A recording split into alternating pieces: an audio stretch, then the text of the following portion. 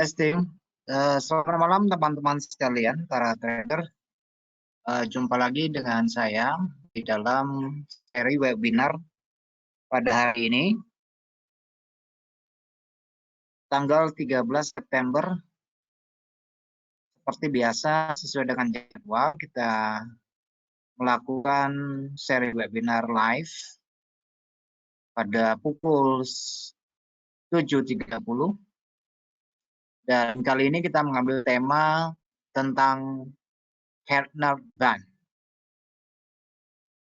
Oke, kita langsung saja ya, mulai sesi webinar kita pada malam ini.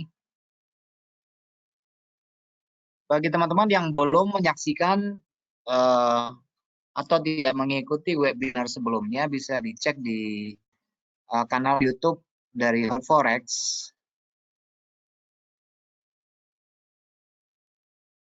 Bersama saya Adi Pangestu, analis dari Hot Forex Indonesia, kembali menyampaikan bahwa trading forex maupun dengan produk finansial yang lain yang menggunakan tingkat leverage itu mengandung resiko tingkat tinggi. Jadi sebelum melakukan transaksi sebaiknya mengkalkulasi dulu resikonya, siapkan rencana transaksi, dan maksimalkan keuntungan ketika posisi transaksi sesuai dengan arah tren. Baik teman-teman sekalian, ini adalah tampilan dari indikator Gardner. Seperti indikator ini tidak ada di dalam MetaTrader 4, jadi mestinya harus di-download dari penyedia jasa dari indikator, bisa di MQL juga bisa, mungkin ada yang gratis juga ada, banyak sekali. Oke, untuk pertama kali saluran Gardner ini awalnya dikembangkan oleh Chester Gardner, makanya disebut sebagai Chester Gardner Channel atau saluran Gardner. Jadi indikator ini dipublikasikan di dalam bukunya How to Make Money in Commodities tahun 60 ya. Namun perlu diketahui bahwa indikator bawaannya ini sudah dirubah, jadi ini disesuaikan. Oke, jadi saluran Gardner ini digunakan untuk memberikan sinyal kemungkinan penembusan harga dan memberikan pembacaan area overbought maupun oversold atau jenuh beli maupun jenuh jual. Jadi rentang rata-rata yang digunakan di sini adalah rentang dari ATR ya. Jadi memang sedikit berbeda dengan Bollinger Band maupun dengan envelopes ataupun pita, indikator pita lainnya. Jadi ini termasuk sebagai indikator osilasi yang bisa ditampilkan di dalam mind chart. Jadi kalau kita perhatikan dari Bollinger Band itu pada umumnya menggunakan standar deviasi 2 ya. Kalau enggak 202 gitu. Oke teman-teman sekalian, jadi ini adalah indikator teknis yang terdiri dari dua saluran atau dua pita berbasiskan volatilitas yang seperti saya bilang ditetapkan di atas dan di bawah rata-rata bergerak. Jadi saluran ini biasanya menetapkan dua nilai ATR. Bagi teman-teman yang belum menyaksikan video tentang ATR atau mengikuti webinar ATR bisa disaksikan di channel YouTube. Jadi di atas dan di bawah garis tengah. Nah, teman-teman bisa melihat garis tengahnya di sini. Garis tengahnya berdasarkan pada, kalau bawaannya sih menggunakan simple moving average periode 20 ya.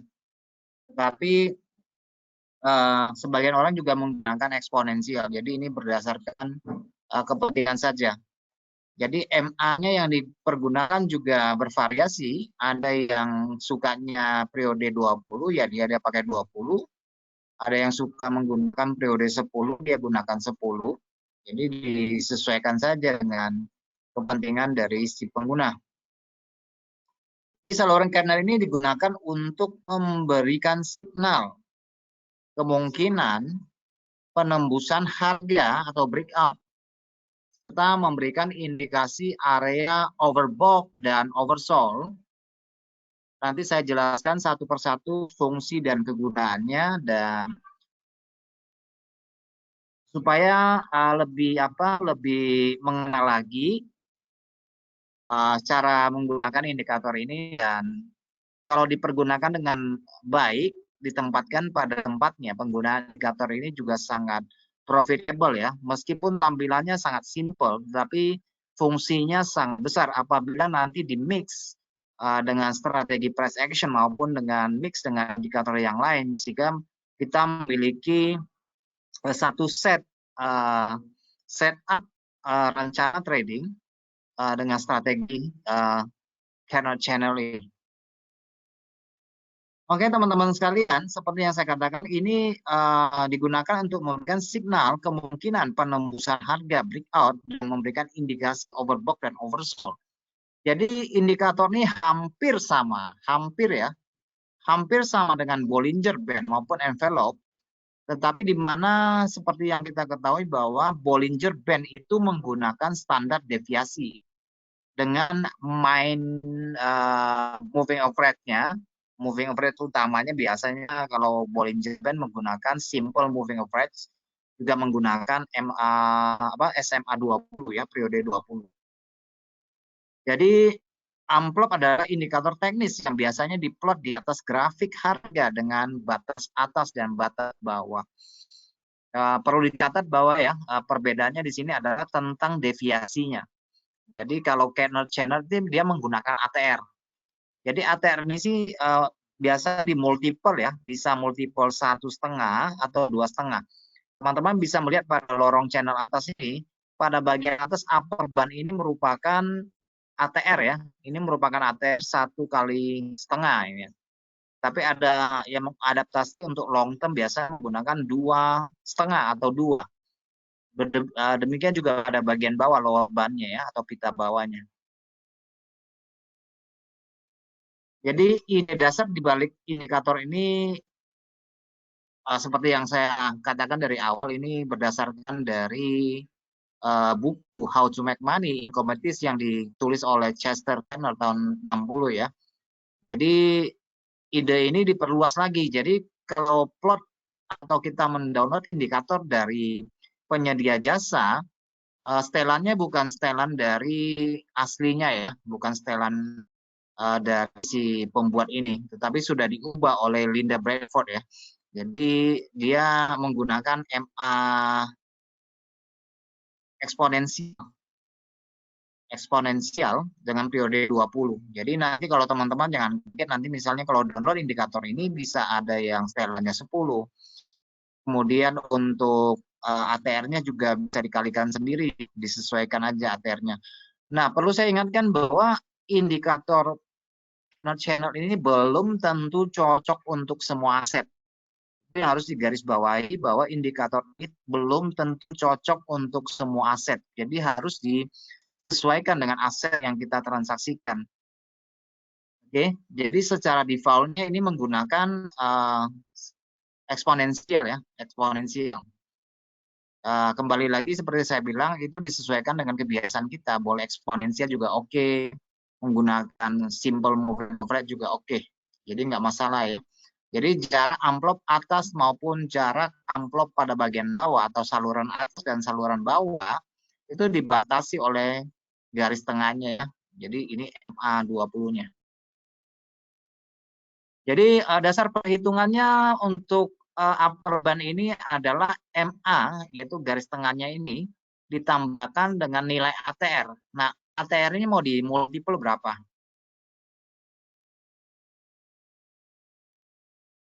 Oke, nanti saya jawab pertanyaannya ya. Jadi saya selesaikan dulu, nanti ada sesi pertanyaannya. Tenang aja ya nanti. Oke, saya jelaskan dulu supaya kita paham dengan materinya. Jadi untuk dasar perhitungannya adalah upper band itu sama dengan MA ditambah dengan nilai ATR. Cuma ATR-nya di multiple. bisa 1,5, bisa 2,5, bisa 2 ya. Jadi tergantung masing-masing. Jadi kalau untuk intraday biasa dia menggunakan MA10. MA10 kalau untuk intraday, untuk scalping MA10 dan menggunakan ATR 1 kali 1,5. Jadi lower bandnya juga demikian ya. Dan middle bandnya itu MA20. Nah, dalam tampilan ini mungkin nanti akan saya sajikan di dalam MetaTrader, mungkin saya akan menggunakan simple moving average. Nanti teman-teman bisa membedakan bagaimana perbedaan Bollinger Band itu bagaimana, kelebihannya apa, kekurangannya apa, candle chart ini bagaimana. Jadi supaya lebih clear ya. Nah, fungsi dari 3 garis ini, pertama garis tengah ini akan menentukan tren karena dia berdasarkan rata-rata pergerakan. Sedangkan untuk ATR multiple-nya itu menentukan lebarnya saluran. Nah, masing-masing dari mata uang maupun komoditas atau indeks kan memiliki range transaksi yang berbeda kan. Ada yang rata-rata suka ranging, range-nya berapa. Kita ambil contoh aja lah, misalnya pound sterling, mungkin kisaran range-nya bisa 75 sampai 150 ya. Ya, paling sedikit 75 lah ya. Kalau di rata-rata bisa 125, 150. Nah, sedangkan terbalik misalnya kalau kita transaksi menggunakan Australia dolar misalnya, yang rata-rata range-nya mungkin hanya sekitar 55 sampai 100 per hari. Jadi efektivitasnya dan kegunaannya itu harus dibedakan. Oke. Ini dicatat ya, MA ini fungsinya untuk arah tren dan ATR ini adalah untuk menentukan lebar saluran. Oke, baik teman-teman, kita lanjut lagi. Jadi parameter yang kita gunakan pada suatu aset mungkin belum tentu berfungsi dengan baik ya pada aset yang lain. Seperti yang saya jelaskan tadi, perbedaan antara pound sterling dengan Australia. Tapi periode MA, misalnya teman-teman terbiasa menggunakan MA 14, mau diubah juga 14 nggak jadi masalah. Yang penting bagaimana kita terbiasa melihat suatu aset dengan indikator yang kita gunakan. Tetapi pada umumnya dia menggunakan 20 ya. Tapi kalau saya pribadi, saya mungkin lebih suka menggunakan MA 26. Kenapa MA 26? Supaya saya bisa sesuaikan dengan MACD misalnya ya, untuk kalibrasi ke MACD. Atau teman-teman mau menggunakan MA 14 untuk disinkronkan dengan RSI misalnya, RSI 14 itu juga boleh. Oke. Tapi intinya nanti bukan pada fungsi dari indikator itu sendiri, tetapi bagaimana kita memahami konteks pasar yang terjadi, itu yang paling penting. Karena bagaimanapun juga, seperti sering saya jelaskan bahwa indikator ya hanya sebagai alat bantu supaya kita lebih gampang untuk mendeteksi tren, mungkin kita juga bisa menggunakannya untuk masuk pasar maupun keluar pasar, tapi intinya kembali lagi kepada struktur harga yang terbentuk, itu yang paling penting. Oke teman-teman sekalian, sudah saya jelaskan bahwa pengganda umum untuk ATR ini adalah 2 pada umumnya ya. Jadi penggandaan itu artinya multiple ya, bisa kali 2 ya. Kita ambil yang standar aja lah, kali 2 ya. Itu yang biasanya. Tetapi kalau untuk scalping itu bisa 1 kali setengah ya. Oke, sekarang kita bagaimana sih cara menggunakannya dari indikator ini? Yang pertama kita harus tentukan dulu kondisi pasar. Apakah pasarnya sedang trending? Kalau memang lagi trending, berarti kita bisa menggunakan 2 strategi, yaitu strategi breakout atau menggunakan strategi pullback. Tetapi apabila aset yang kita transaksikan lagi ranging, berarti kita bisa menggunakan strategi overbought dan oversold atau strategi jenuh beli dan jenuh jual. Kemudian kalau kita tipikalnya adalah trending, yang suka transaksi menggunakan breakout dan pullback, jika demikian maka kita jangan hanya terpaku pada satu jenis aset gitu ya. Mungkin aset A lagi trending, tetapi aset B-nya lagi sideways misalnya. Atau aset yang biasa kita transaksikan, katakanlah kita suka transaksi pound sterling misalnya. Ini lagi ranging gitu misalnya ya. Jadi mau tidak mau kita harus mencari aset yang lain yang lebih kuat. Nah, teman-teman sekalian mungkin nanti kita bisa sedikit melakukan browsing atau mencari ya, searching mata uang apa sih yang sekarang lagi kuat dan mata uang apa sih yang lagi lemah supaya kita memiliki informasi yang lebih kuat kondisi pasar mata uang yang sedang terjadi saat ini. Jadi kita bisa melihat oh yang kuat yang ini, yang lemah ini. Oke. Kalau kita sandingkan dengan mata uang A yang lemah dengan mata uang B yang lemah, kemungkinan hasil akhirnya itu ranging. Ya kan? Tetapi kalau kita sandingkan mata uang yang trending, yang lagi menguat dengan mata uang yang lebih lemah misalnya, mungkin hasilnya akan menjadi pasangan mata uang yang trending. Jadi di dalam pemilihan aset itu juga penting bagi kita. Penting ya.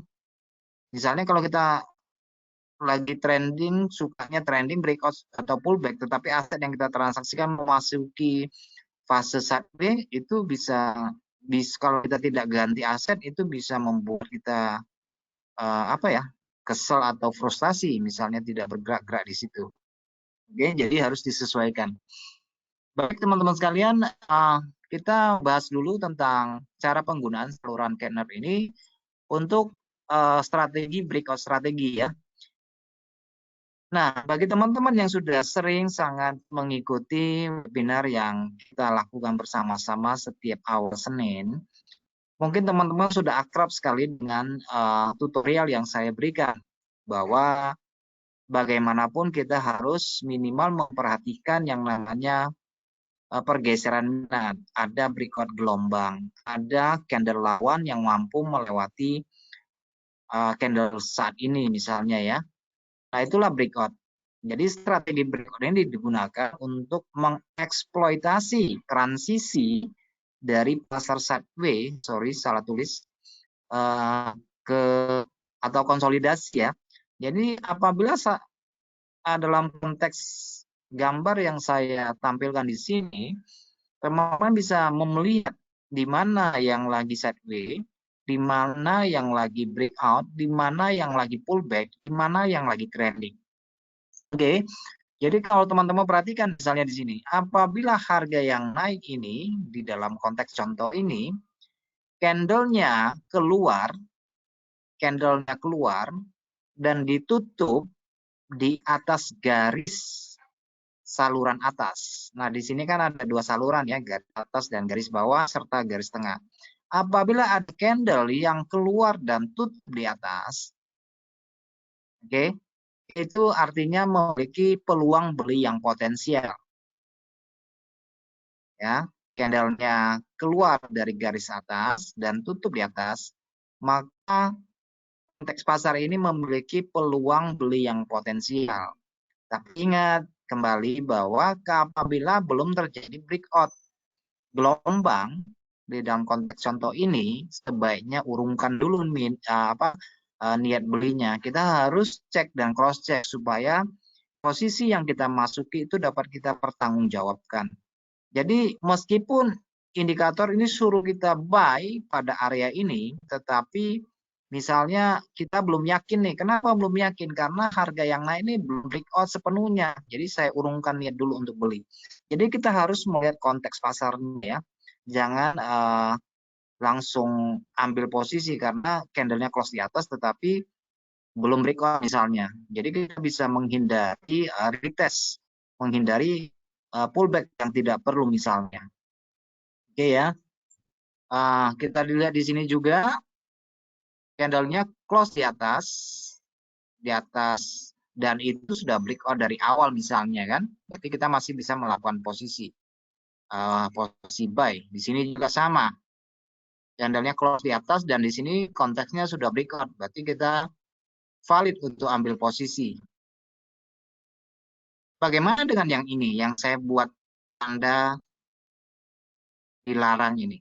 Bukankah harganya keluar dari garis bawah dan close di bawah. Kenapa nggak boleh sell? Kalau kita hanya mengikuti indikator, terus kita lakukan sell di sini, maka posisi kita akan sangat merugi. Kenapa sangat merugi? Karena kita tidak memperhatikan aspek dari tingkat dukungan, support, maupun tingkat tahanan dari masa lampau. Di sini ada resisten, di sini juga ada support. Tentunya ini jadi area tengah ini adalah middle point-nya ya. Jadi kalau meskipun ada keluar seperti ini jangan entry. Kenapa? Karena harga baru saja terjadi breakout. Gitu ya, terjadi breakout. Nah, nanti saya memberikan panduan yang lengkap di dalam MetaTrader supaya kita bisa sama-sama belajar untuk memahami fungsi kegunaannya. Ini adalah setup untuk membeli ya. Nah, setup untuk jual juga kebalikannya. Oke, jadi candle yang keluar ditutup di bawah garis saluran bawah sama dengan peluang jual yang potensial.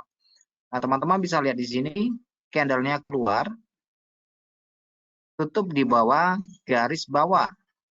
Berarti kita boleh melakukan peluang sell. Kenapa boleh sell di sini misalnya? Karena ini sudah terjadi breakout. Kalau teman-teman perhatikan di sini ada sederetan di sini. Di sini ada sederetan. Ini adalah candle konsolidasi. Nah, candle konsolidasi ini penting sekali karena apabila dia dilewati oleh harga, itu kecenderungan akan melanjutkan perjalanan. Nah, ketika harga sampai di sini, kita lakukan sell misalnya. Kenapa kita berani lakukan sell di sini? Karena pada bagian bawah masih memiliki ruang harga, kemungkinan bagi profit untuk bergerak. Oke, kemungkinan bagi profit untuk bergerak. Nah, di sini juga sama ya. Di sini pada bagian ini keluar dan dia sudah breakout. Ya, kita valid untuk melakukan sell di sini. Sedangkan pada bagian atas yang saya buat lingkaran dilarang untuk entry seperti ini, kenapa nggak boleh? Harganya kan close di atas, close di atas, close di atas, kenapa nggak boleh? Karena kita memiliki daerah sideways yang di sini. Oke, sini kelihatan ya. Ini merupakan area keseimbangan atau area equilibrium relatif. Jadi nggak boleh entry di sini. Supaya kita bisa memahami struktur pasar. Tetapi kalau kita mau entry buy ini sebenarnya nanti ada strategi yang lain yang bisa kita gunakan. Oke, kita lanjut ya. Jadi strategi ini digunakan ketika harga berada dalam tren yang kuat ya. Kalau untuk yang format pullback. Nah, teman-teman perhatikan di sini bahwa strategi pullback merupakan strategi diskon dan strategi ini merupakan strategi yang sangat sering saya sampaikan bahwa ini merupakan pullback itu merupakan strategi yang sangat sangat friendly ya terhadap resiko karena resiko kita sudah rata-rata sudah dipotong sekitar 38 atau 50% ya. Resiko kita dipotong di situ. Karena kita memanfaatkan pullback atau diskon harga. Nah, dalam contoh ini teman-teman bisa melihat di sini saya katakan bahwa minimal breakout itu harus breakout ada gelombang kecil. Teman-teman lihat di sini ada 3 candle merah. Nah, di sini sudah breakout sebenarnya. Sudah breakout dan sudah keluar gitu ya. Tapi keluarnya harga ini masih tertahan oleh tingkat resisten yang ini. Nah, ketika harga turun kembali ke garis tengah, ke MA20-nya di sini, kemudian harga close lagi ke atas. Nah, ini adalah sebenarnya entry trennya. Tapi kalau teman-teman dengan dasar keyakinan bahwa ini udah breakout, kembalinya sekitar di sini adalah 50% dari sini. Ini merupakan 50%. Nah, teman-teman mau entry ya silakan aja pada area ini. Oke, apalagi nanti ditambah di sini sudah breakout, pullback, breakout lagi berarti entry ini adalah anti trend. Oke. Jadi harga yang kembali pada area harga tengah. MA-nya ya, MA20 kalau kita tampilannya di sini MA20.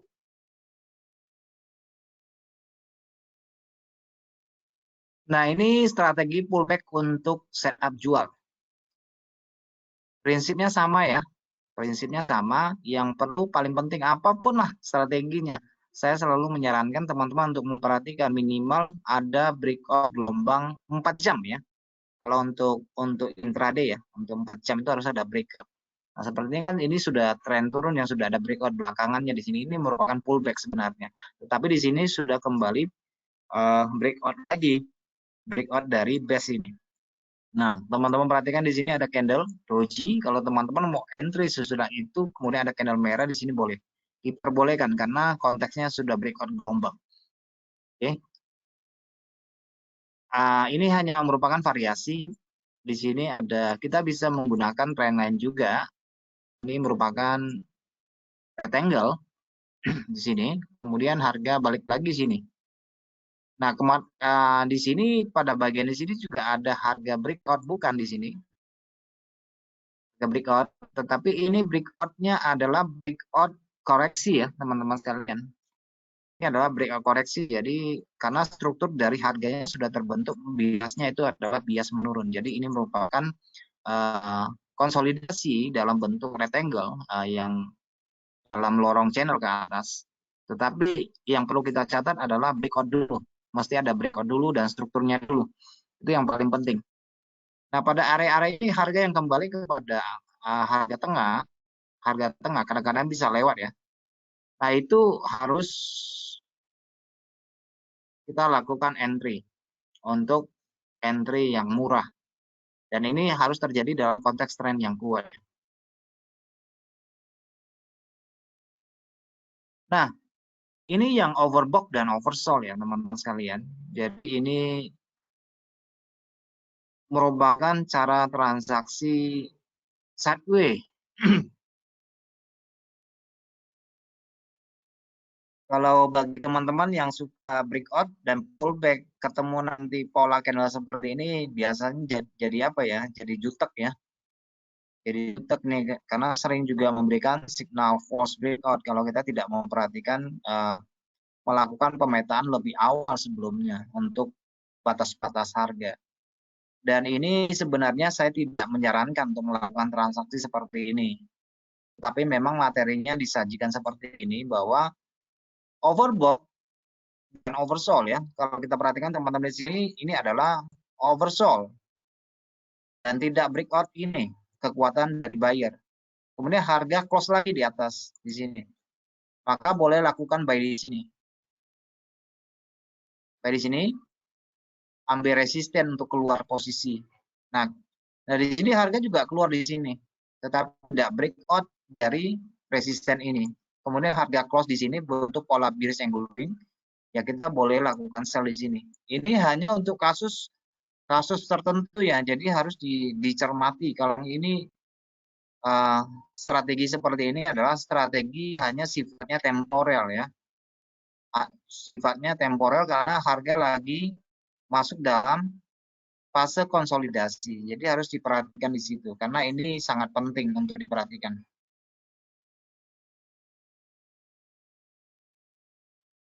Kemudian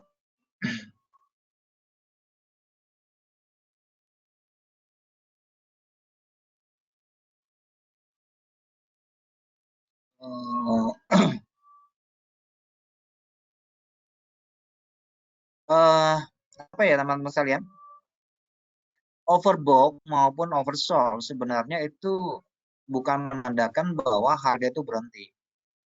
Bisa juga dia overbought terus, tetapi kalau teman-teman gunakan RSI osilator, stokastik atau MACD dan sebagainya, kalau area lainnya di atas 70 atau 80 tapi dia mengambang terus, itu overbought-nya itu nggak bisa terukur karena memang terjadi volatilitas dan tren yang kuat.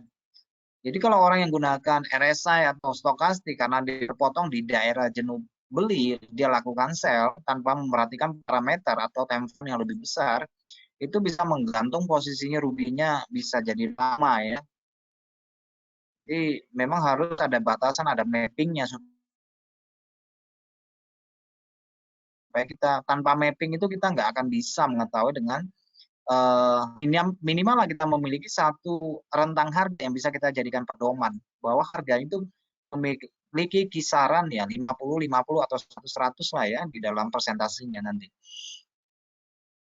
Oke, jadi itulah sebabnya kenapa kita harus memastikan bahwa strategi ini memang hanya dikhususkan pada itu pada masa-masa sideways, dan kalau teman-teman yang suka trending ya jangan, kalau udah melihat modelnya seperti ini ya jangan masuk, cari aja yang lain, jangan terpaku dengan satu jenis aset. Oke, kita langsung saja ke MetaTrader. Oke, bagi teman-teman yang ada bertanya tadi silakan, ada yang mau ditanyakan dan ada yang mau disampaikan, kita langsung ke itu aja ya. Oke, ini ada pertanyaan dari Mas Adie. Khusus untuk komoditi saja atau untuk forex akan berbeda hasilnya?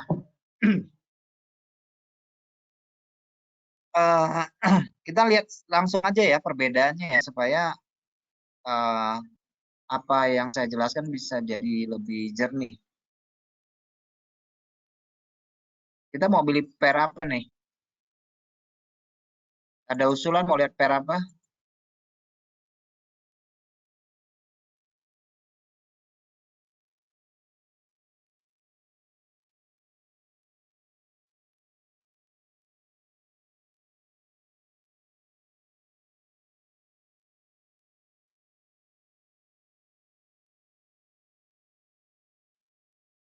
Euro GBP dan Euro.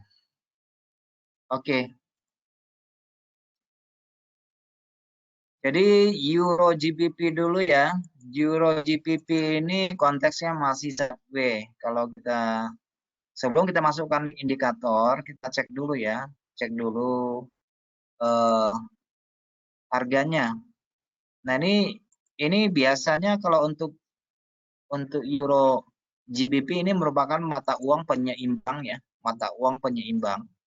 Itu dimana terjadi perdagangan antara United Kingdom dengan area Eropa ya. Jadi mata uang ini merupakan mata uang penyeimbang. Karena hampir semua transaksi itu dilakukan di daerah yang satu kawasan.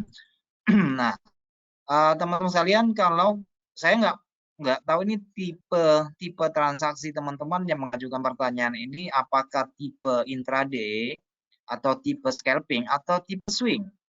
Nah, itu harus perjelas. Tetapi misalnya kalau saya gunakan 4 jam, berarti ini adalah tipe tipe daily trade ya. Intraday ya. Intraday berarti bisa gunakan format 4 jam dan untuk 1 jam ya. Oke.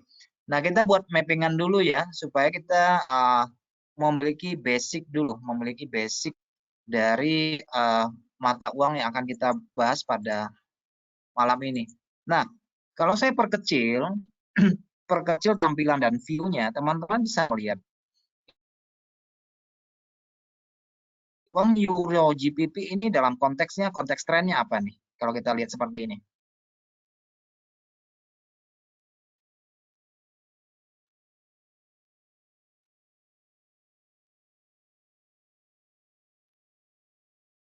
Oke.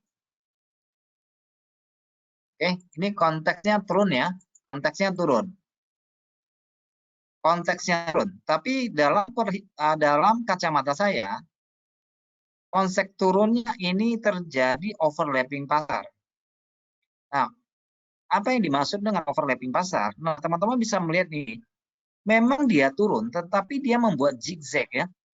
Banyak whipsaw-nya ini ya. Sebenarnya ini sideways gitu ya. Sebenarnya sideways, cuma sideways-nya miring ke bawah. Ini banyak candle yang overlapping. Yang dimana overlapping teman-teman bisa lihat di sini, habis candle merah 2, 3 candle merah, 3 candle putih, 3 candle merah, 3 candle merah putih, 2 candle merah, 2 candle putih. Ini saling timpa menimpa di sini. Nah, ini sebenarnya bukan tren yang sehat. Oke, ini bukan tren yang sehat. Karena di sini terjadi kenyamanan transaksi. Di dalam tren yang tidak sehat ini bukan berarti tidak memiliki potensi untuk melakukan transaksi buy dan sell ya. Nah, ini bisa manfaatkan untuk menggunakan strategi overbought dan oversold itu. Karena ini kan sebagai mata uang penyeimbangan, teman-teman bisa melihat di sini kalau kita buat pemetaan kan begini ya. Nah, ini adalah harga rendahnya ya. Ini harga rendahnya dan ini adalah harga tertingginya di dalam konteks ranging-nya di sini. Dalam konteks ranging-nya di sini ini adalah harga yang sedang ranging pada kisaran harga 84 dan 87 kali ya, sekitar 87. Oke, 8 sekitar 8 berapa di sini? 84,5 dan 87. Oke, jadi 87 ini akan menjadi 087 ini akan menjadi level krusial. Sebelum kita masuk ke indikator ya. Ini 87 ini merupakan level krusial. Artinya jarak kisarannya di sini 87 dan 8750 lah ya, kita buat batasan. Kira-kira deviasinya sekitar 50 pips. Ya, harga cincai-cincainya kurang lebihnya di situlah. 87, 87, 50. Ini merupakan area krusial. Kenapa krusial? Karena di sini ada daerah yang saya jelaskan tadi, bahwa terjadi konsolidasi atau daerah equilibrium di sini. Nah, untuk melewati ini kan butuh tenaga yang kuat dan di sini sudah dilewati di sini. Nah, ini akan menjadi level kunci. Oke, 87 dan 875 ya. Kalau trading ini diingat ini level kuncinya di sini. Jadi apabila level ini berhasil dilewati ya udah berarti terjadi perubahan tren untuk jangka menengahnya karena kita gunakan daily misalnya di sini. Tapi kalau untuk 4 jam ya kita bisa bermanuver di sini ya, bolak-balik buy sell yang nggak salah di sini kalau kita untuk intraday. Buy sellnya nggak jadi masalah. Oke, kalau kita perbesar lagi, teman-teman bisa melihat di sini, ini merupakan level krusial pada bagian bawah. Jadi ini kita gunakan time frame weekly. Nah, di sini kalau teman-teman mau melakukan tahan posisi untuk positioning, ya lakukanlah ambil posisi buy-nya di sini. Karena weekly itu sangat kuat ya. Weekly itu sangat kuat. Seperti teman-teman bisa melihat di sini, ini merupakan weekly, start weekly ya, atau supply dari weekly. Nah, di sini meskipun ada kelebihan harga, untuk khusus per ini ya, saya tidak cerita yang lain ya, untuk Euro GBP ya, karena ini kita cerita bahas Euro GBP. Lakukanlah ambil posisi sell di sini. Meskipun ada level-level sedikit ya ditahan aja kalau untuk jangka menengah ya, bukan long term ya, karena ini kebanyakan overlapping di sini. Nah, pada bagian bawah daerah 83, 083 ini krusial untuk long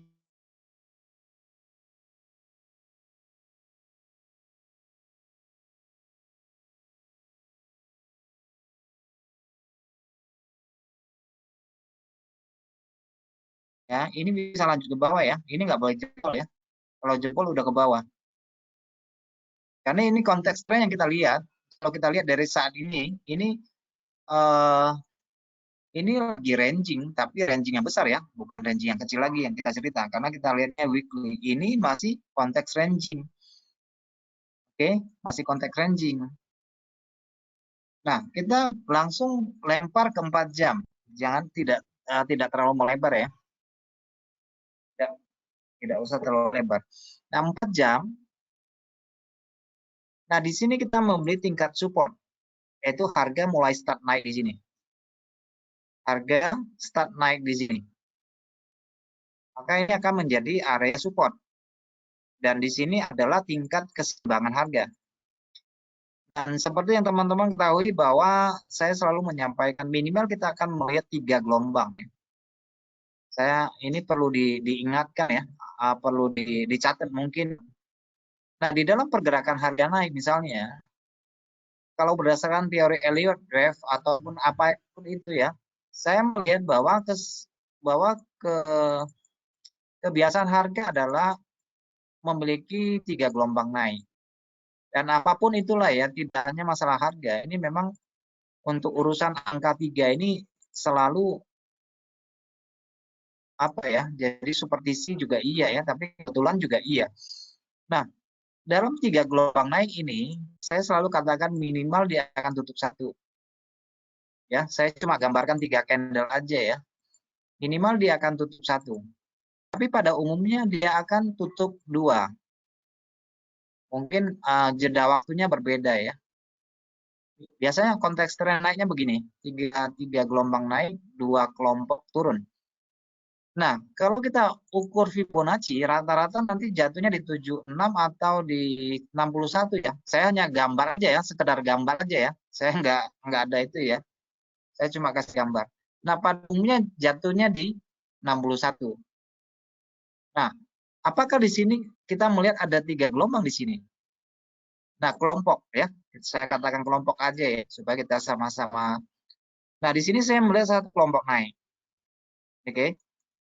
Ini satu kelompok naik. Saya sederhanakan saja ya bahasanya.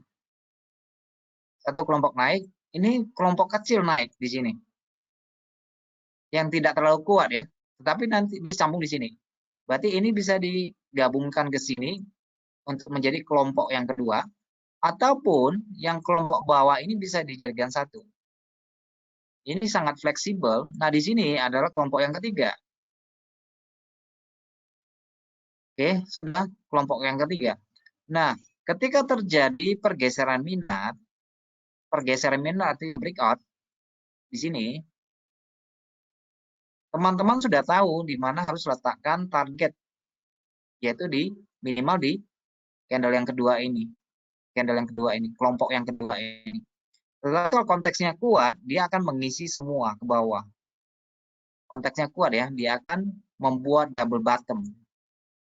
Tapi kalau konteks tren, biasanya dia akan tutup satu yang naik atau 2 yang naik.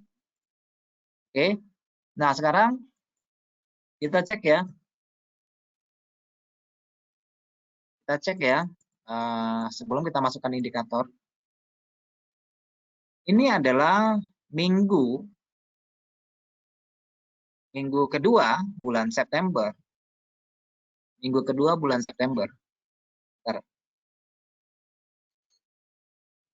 Minggu kedua dari September ya.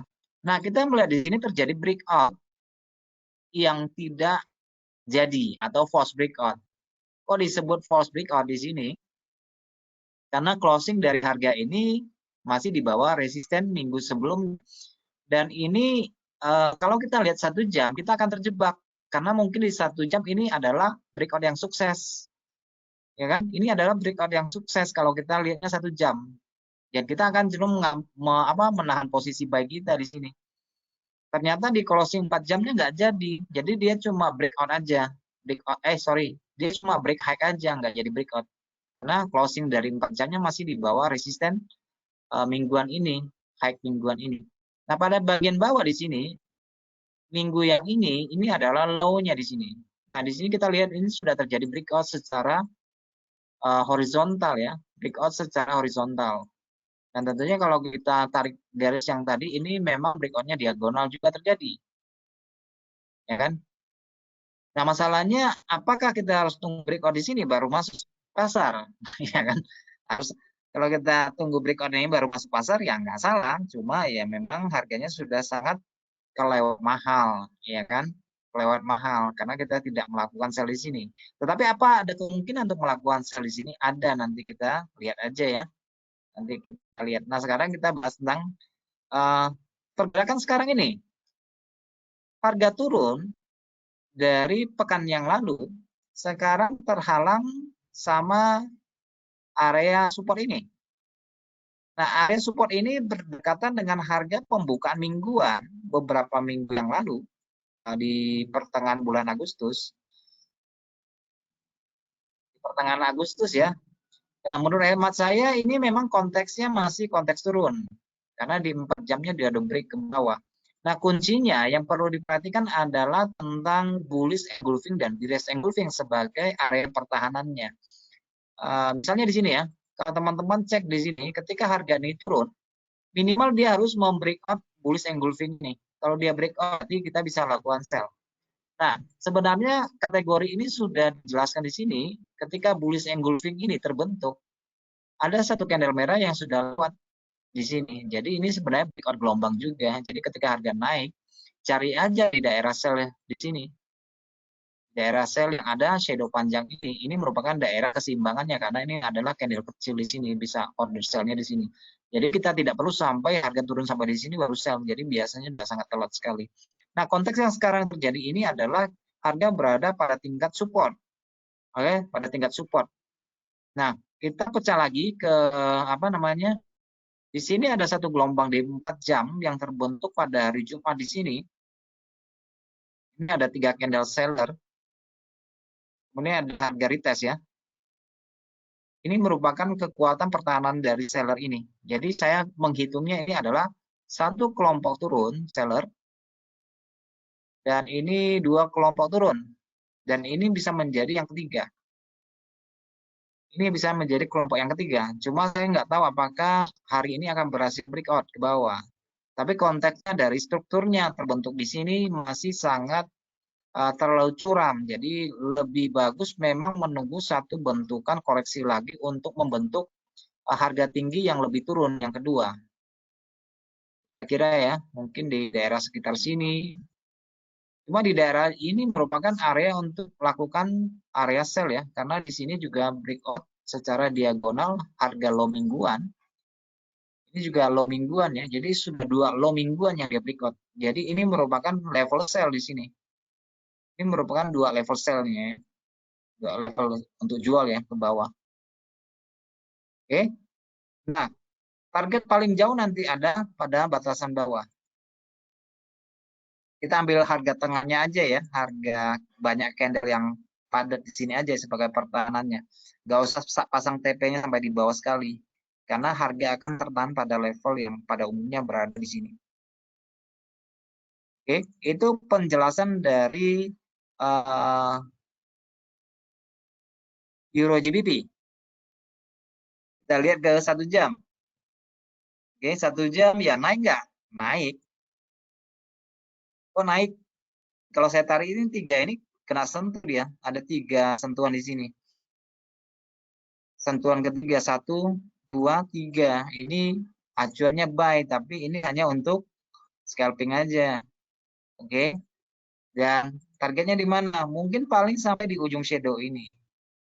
Mungkin ya. Saya cuma bilang mungkin sampai di ujung shadow ini. Karena di sini terjadi banyak candle kecil. Karena tidak ada event yang penting di sini, ini bisa menahan harga. Nggak berat sekali untuk lewat yang ini. Karena struktur yang kita lihat ini strukturnya tangganya menurun ya.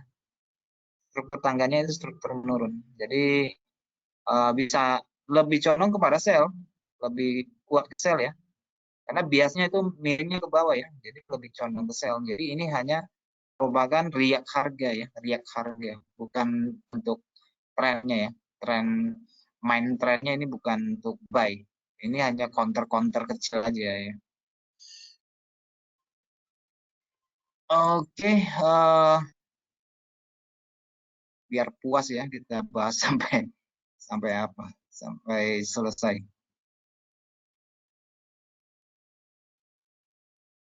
Oke, ini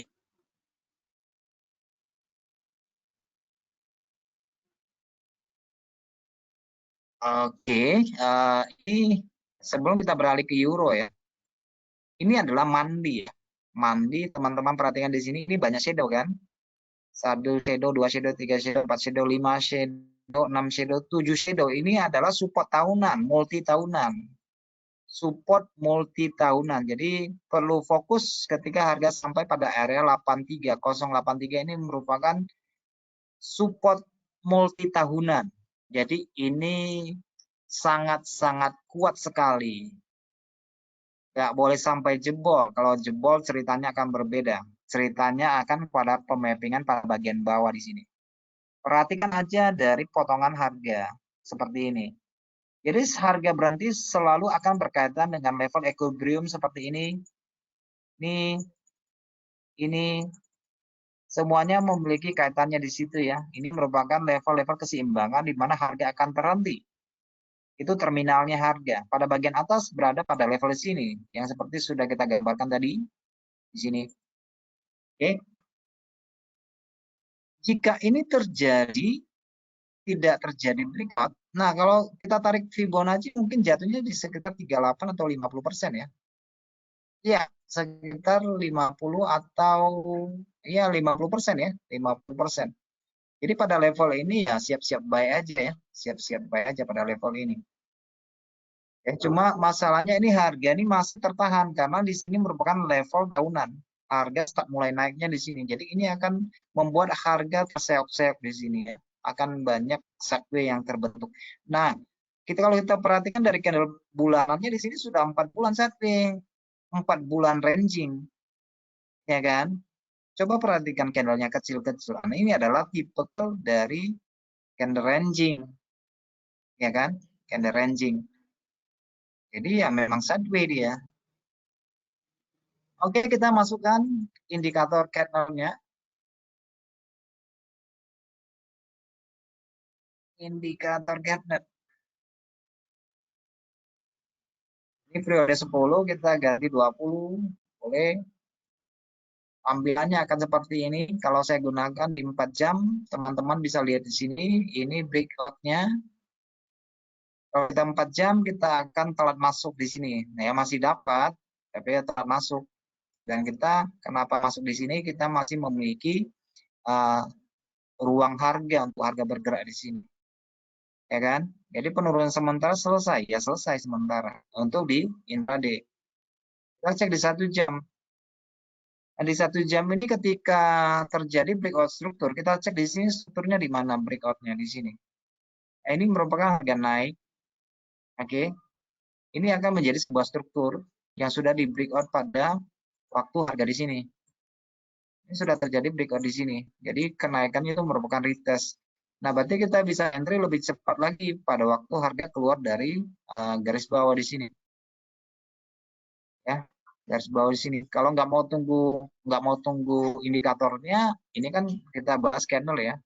Kalau nggak mau tunggu indikatornya di sini, teman-teman, ini ada satu candle kecil yang di breakout dan ini merupakan juga breakout struktur di sini. Jadi nggak mesti kita tunggu breakout di sini baru entry. Oke, kita akan selalu berhadapan dengan risiko yang sangat terukur. Jadi kalau ada risiko jangan takut, tetapi harus terukur. Oke, di sini daerah 5061 di sini sudah bisa melakukan sell sebelum-sebelumnya ya. Jadi nggak mesti tunggu channelnya turun. Yang penting breakout struktur ya. Nah, ini adalah level-level pullback untuk entry di sini. Yang untuk pullback entry-nya di sini ya. Semua pullback entry semua. Oke. Jadi sekarang lebih condong untuk sell ya. Lebih condong untuk sell ya arahnya ya. Cuma memang range-nya mungkin sangat terbatas. Mungkin sangat terbatas. Jadi fokusnya, waduh, cuma sekitar 17 pip ya. Sesekali ya, 20 pip ya hari ini ya. Mungkin ya. 27 pip, jadi sangat kecil sekali. Oke, jadi volatilitas dari pasangan mata uangan ini likuiditasnya sangat lumayan besar, tetapi volatilitasnya kurang. Oke, jadi ini lebih condong kepada overbought dan oversold strategi. Oke, lebih banyak sideways-nya daripada trending ya. Lebih banyak sideways-nya daripada trendingnya. Jadi mungkin ini cocok juga digunakan untuk setup trading menggunakan robot yang menggunakan osilasi ya. Oke, itu saja tentang pound sterling. Euro GBP. Sekarang kita ke euro. Euro. Oke, euro di sini. Euro batasannya ya. Ini batasan yang sudah kita buat dari berbulan-bulan yang lalu. Ini batasan yang nggak mau jebol. Ini karena bullish engulfing di sini. Batasan ini jebol berarti lanjut turun. Arahnya kemana? Arahnya ke sini nanti. Ini batasnya ya untuk range bawahnya kalau terjadi penjebolan bulanan. Tetapi kita masih memiliki berapa bulan lagi? Ini bulan masuk bulan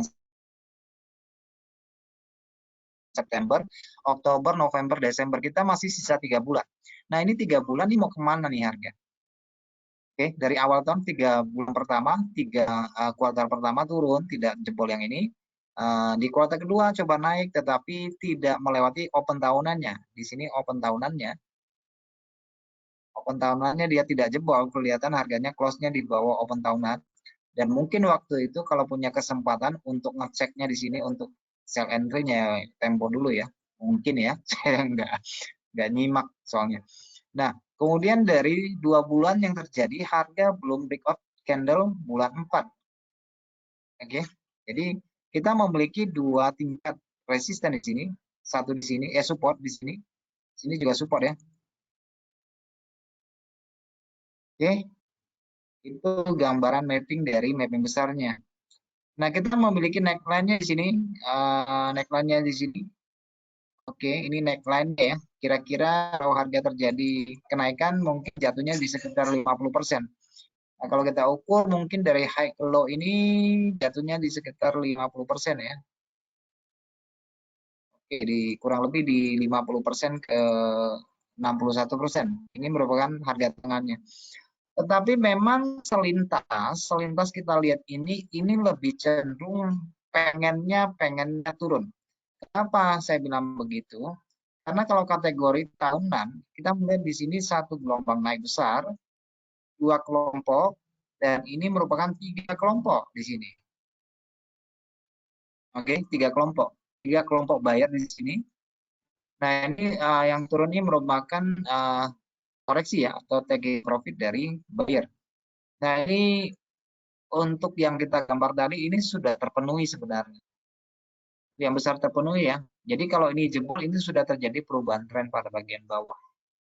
Kalau ini jebol ya. Kalau ini selama ini nggak jebol, ini bisa sampai tahunan di sini. Ini bisa jadi sampai tahunan ya, sepanjang karena tersisa 3 bulan. Oke, tersisa 3 bulan. Tapi ya harapan saya sih memang jatuhnya ke area sini untuk tahun ini, yaitu pas di area open tahunan. Ini open tahunan ya, open tahun berapa nih? Tahun 2019. Ini juga open tahun 2018, open tahun 2017, dan ini adalah open tahun ini. Oke, ini 3 tahun opennya turun dan ini opennya di atas. Antara di sini stopnya tahun ini harga tengahnya ya, karena ini open tahunan, atau jatuhnya pada open tahun bawah. Ini pada area ini, di mana sini merupakan daerah resisten juga. Untuk tutup tahun ya, saya cerita tutup tahun ya, bisa setnya di sini sini ada, sampai ada keputusan tentang pemotongan stimulus. Kalau terjadi pemotongan stimulus, ECB ini euro bisa menguat. Tetapi kalau terjadi pemotongan stimulus dari Amerika lebih cepat dari yang diharapkan, maka euro bisa melemah pada bagian bawah. Jadi catat aja level dari open tahunan ini merupakan resisten yang kuat, support yang kuat ya, bukan support yang kuat. Dan kita cek ke weekly karena ini sudah berselang sekitar 2 minggu. Jadi untuk ranging dari weekly kita lihat saat ini harga tertahan pada candle bullish engulfing atau inside up yang sini, ini 3 candle kecil ini merupakan level equilibrium. Teman-teman bisa cek di sini ya, candle kecil 1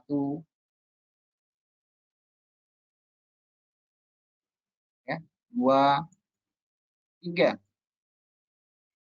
Ini merupakan range apa namanya? Candle narrow, candle keseimbangan harga. Ini narrow 4 ya. Ini candle narrow 4. Oke, narrow 4. Ini narrow 7. Dan ini kemungkinan dalam bulan ini masih di kisaran sini ya, bulan ini ya. Tersisa 2 minggu, 3 minggu. Dan kita memiliki dukungannya di sini. Yang penting level nggak boleh jebol lah. Kalau jebol udah larinya ke bawah. Meskipun kita melihat seolah-olah membentuk pola kelelawar atau pola M ini, saya nggak tahu ini bisa terjadi atau wujud atau enggak. Yang penting tergantung dari dukungan ini. Kalau dukungan ini jebol jadilah dia. Kalau nggak jadi, ya bisa modelnya begini lagi nanti dia. Oke, modelnya seperti itu. Tapi yang minimal untuk intraday saya rasa di sini merupakan level resisten yang kuat ya, karena ini merupakan level equilibrium di sini.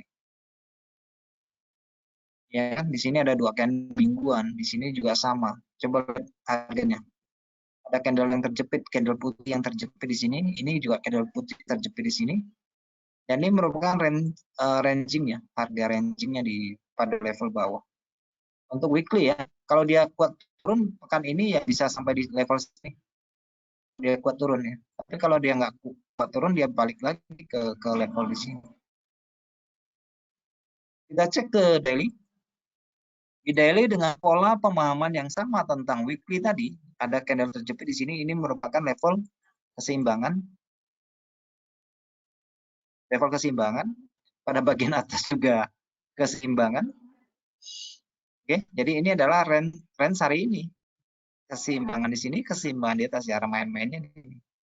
Kalau jempolnya ke atas, closing harganya di atas dua candle kecil ini, ya jatuhnya di dua candle kecil atas. Kalau tutup harga di bawah tiga candle kecil ini, masih ada kemungkinan untuk masuk pada bagian level demand di sini.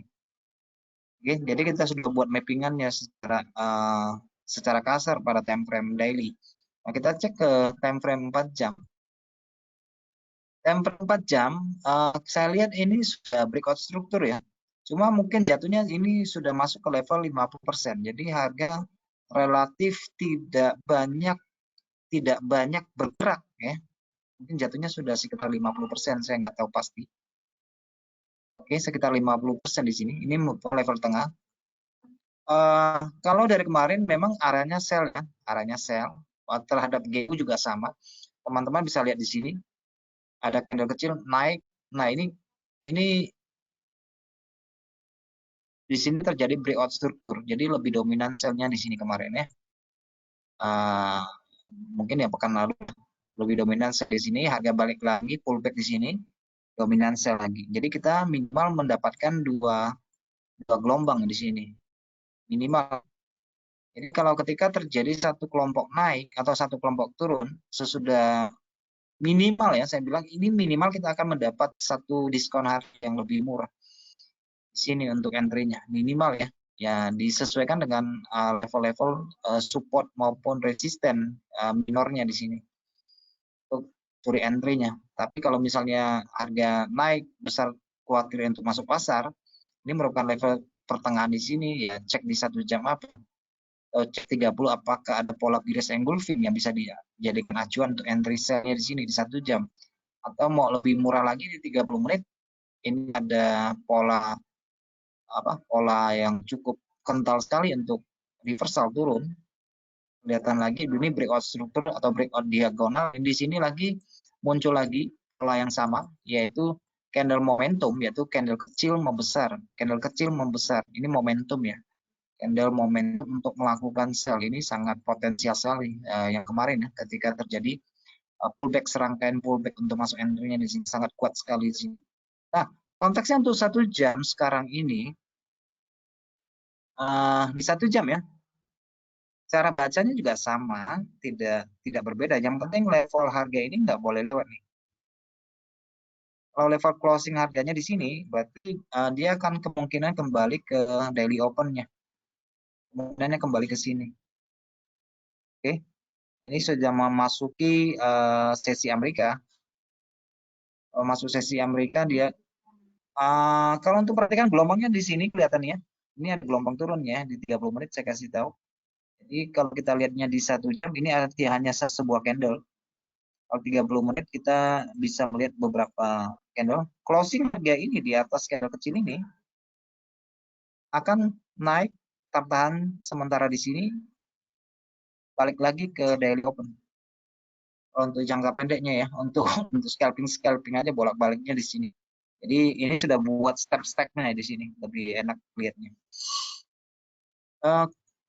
Kalau untuk apa namanya, untuk indikatornya,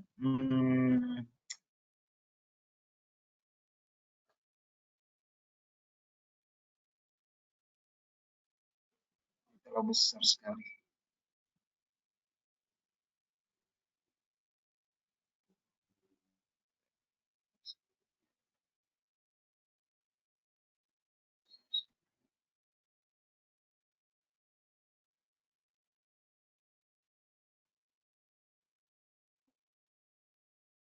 untuk scale.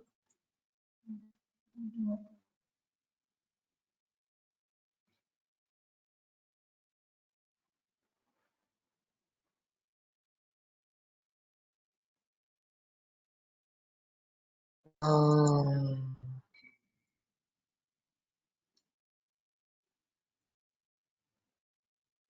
ya. Oh, ini saya lihat chatnya nggak terlalu apa ya, nggak suka lihatnya di 1 jam sih.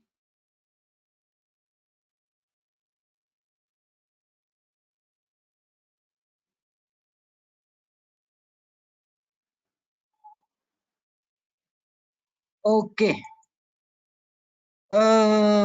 adaptasi aja kalau memangnya mau gunakan indikator ini diadaptasi aja breakout strukturnya ya. Kalau breakout struktur eh, posisi harga di atas garis atas berarti lagi trending.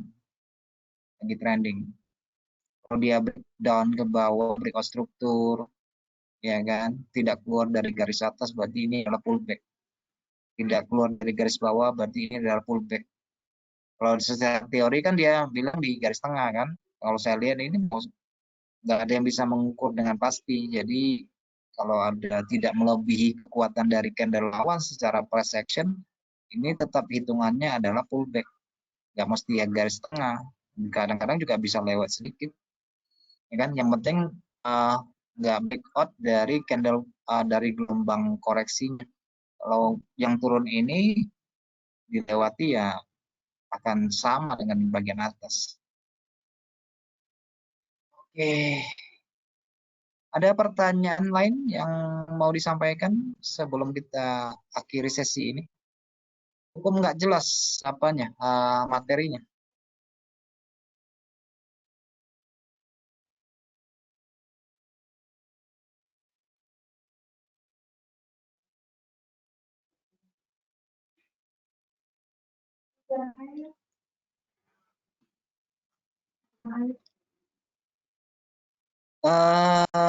Kalau 4 EU sudah berapa gelombang turun?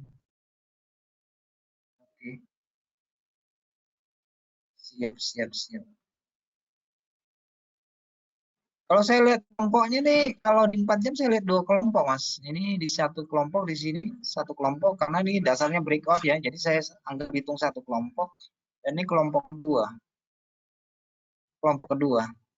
Jadi untuk naiknya ini sudah kelompoknya itu 3 kelompok. Di sini saya hitungnya, pikiran saya satu di sini, ini yang kedua, dan ini yang ketiga di sini. Jadi sebenarnya kita selalu memiliki potensi minimal dapat satu gelombang untuk sell di situ.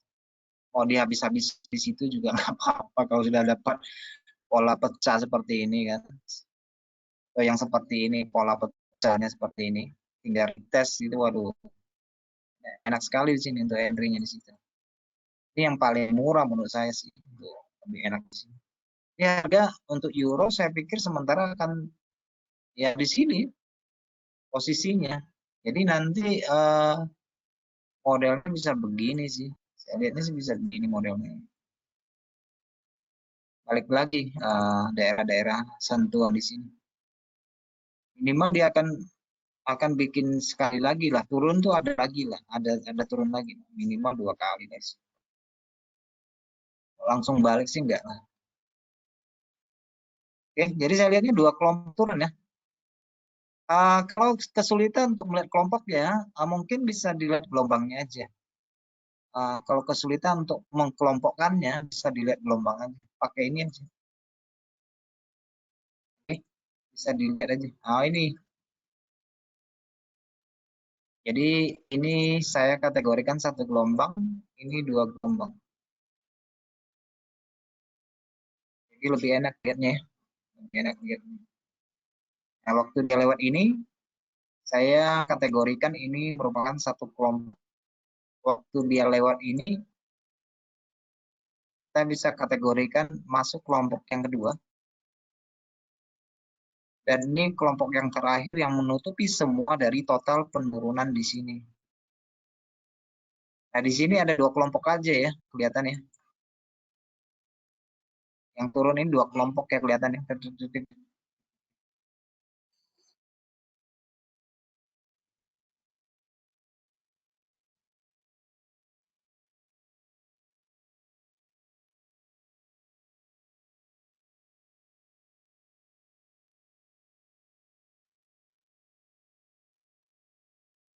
Eh, kalau kalau apa ya? React itu kan replay ya. Ini React ya. Ini React. Ini React. Ini gelombang koreksi ya. Cuma gelombang koreksi itu saya nggak hitung sebagai kelompok. Jadi saya lebih dominan untuk melihat kelompok mayoritas. Kalau cerita React itu React-nya seperti ini Mas ya. Jangan salah konteks atau salah persepsi ya. Ini merupakan React. React itu biasa disebut dengan replay ya. Replay. Dia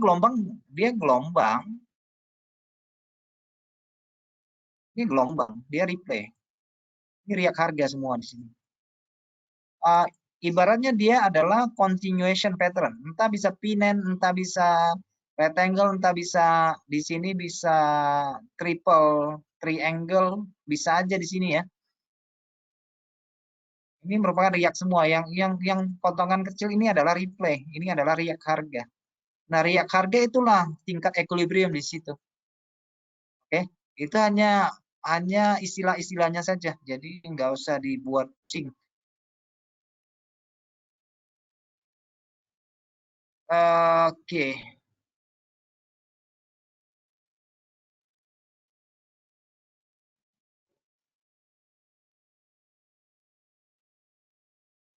Nah, yang di sini ini gelombang koreksi ya. Jadi saya nggak hitung sebagai gelombang. Saya tuh lebih saya lihat dominannya sih ya. Saya lihat dominannya kelompoknya ini dominannya apa. Kalau kelompok yang dominan turun ini melewati ini berarti kan cenderung untuk ke area sini ya, area situ.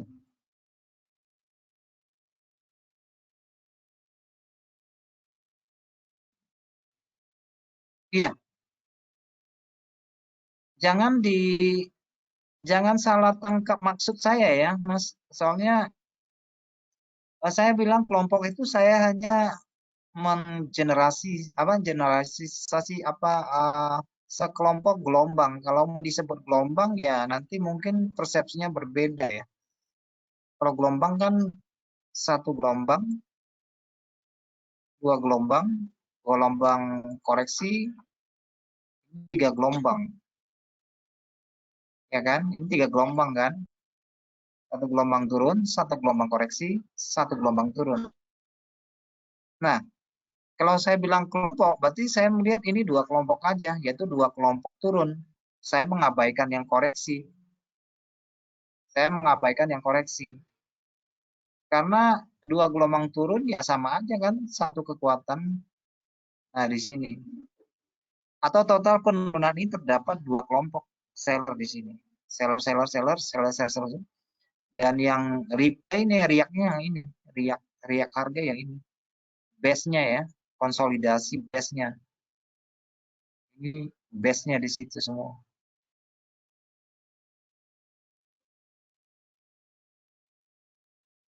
Oke. Jadi sering-sering gambar aja, jadi lebih apa? Lebih tahu dari struktur range-nya harga ya.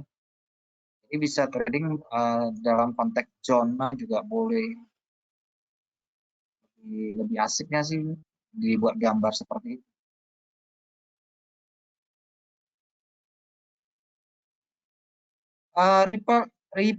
Ripple ini nggak usah dihitung mas, karena kisarannya mungkin hanya di bawah berapa pips saja lah ya, mungkin sekitar 50 pips, di bawah 50 pips saja. Ini hanya pola lanjutan ya, continuation pattern. Kalau kita lihat konteksnya di 4 jam ya, nanti kalau di daily mungkin pipsnya lebih besar lagi kelompoknya. Jadi riaknya mana? Ya setiap candle kejepit, setiap candle yang seperti ini itu merupakan riak harga. Jadi jangan dihitung ya. Nah, untuk menghitung gelombang, nanti Mas lihat aja nanti ada koreksi yang cukup besar. Nah, itulah kategori satu kelompok di situ. Kalau di dalam konteks daily ya. Tapi kalau dalam konteks 15 menit ya beda lagi kan. Ini satu kelompok saya bilang. Dan di sini break struktur misalnya, berarti saya boleh buy dong? Boleh. Di mana riaknya yang bisa menahan harga? Ya sini riaknya.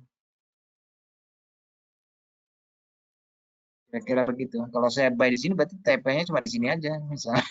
Kira-kira gitu ya. Jadi di sini satu kelompok. Jadi kelompok itu nggak mesti 3 ya, bisa aja banyak sih. Tapi kalau misalnya cuma sekedar area kecil ini dikelompokkan jadi satu aja. Satu kelompok nih. Ini satu kelompok nih, misalnya ya. Ini closing-nya di atas nih, boleh buy nih, boleh. Di mana keluarnya di sini. Nah, trading dalam zona ya. Kalau kita buat batasan ya trading dalam zona. Nah, ini termasuk riaknya juga nih. Misalnya.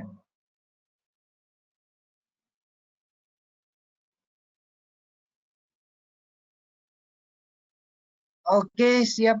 Eh Minggu depan kita materi apa ya? Saya lupa. Yang penting ya, semoga membantu apa yang telah disampaikan pada malam ini. Terima kasih buat teman-teman yang sudah hadir. Sampai jumpa pada webinar berikutnya. Wah, saya lupa apa materinya. Eh, ya, dilihat kembali lah ya di situ. Oke, selamat malam kita semuanya. Salam sejahtera.